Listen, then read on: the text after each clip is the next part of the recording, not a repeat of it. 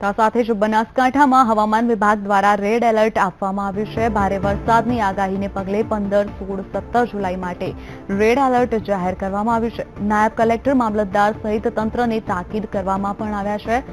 તંત્ર દ્વારા action plan તૈયાર કરવામાં આવ્યો છે. તંત્ર પગલાં લેવા સફાળું જાગ્યું છે. સાથે જ બનાસકાંઠામાં પણ હવામાન વિભાગે રેડ એલર્ટ જાહેર કર્યું છે. ભારે વરસાદની આગાહી આપવામાં આવી છે. સાથે જ 15, 16, 17 જુલાઈએ રેડ એલર્ટ જાહેર કરવામાં આવ્યું છે. તો આ સાથે જ હવામાન વિભાગ દ્વારા નાયબ કલેક્ટર, મામલતદાર સહિત તંત્રને તાકીદ કરવામાં પણ આવ્યું છે.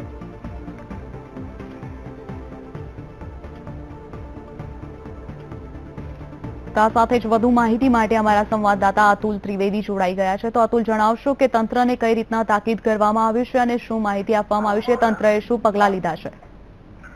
ચોક્કસ શિવાંગીની જે ભારે વરસાદની આગાહીને પગલે જે બનાસકાંઠા વહીવટી તંત્રએ આજે જે 13 તારીખે આજે જિલ્લામાં ઓરેન્જ એલર્ટ જાહેર કર્યું છે અને બાકીના 3 દિવસોમાં જે છે એ રેડ એલર્ટ જાહેર કર્યું છે. જે ભારે વરસાદની આગાહી પગલે છે એમાં જે બનાસકાંઠા જિલ્લાના જે અધિકારીઓ છે, મામલતદાર છે, ચીફ ઓફિસર છે અથવા તો જે તે અધિકારીઓ છે તેમને સ્થળ ઉપર રહેવાનો આદેશ કર્યો છે, સ્થળ ન છોડવાની સૂચના આપી છે. અગાઉ પણ જે વરસાદ બે વર્ષ અગાઉ જે વરસાદ આવ્યો હતો અને બનાસકાંઠા જિલ્લામાં જે તારાજી સર્જાઈ હતી એને પગલે જે બનાસકાંઠા વહીવટી તંત્ર સતર્ક બન્યું છે અને આ વખતે જે છે આગામી પગલા લેવા માટે જે આ તંત્ર દ્વારા આ પ્રકારનો આદેશ કરાયો છે. જી અતુલ, બનાસકાંઠામાં હાલ વરસાદ કેવો દેખાઈ રહ્યો છે?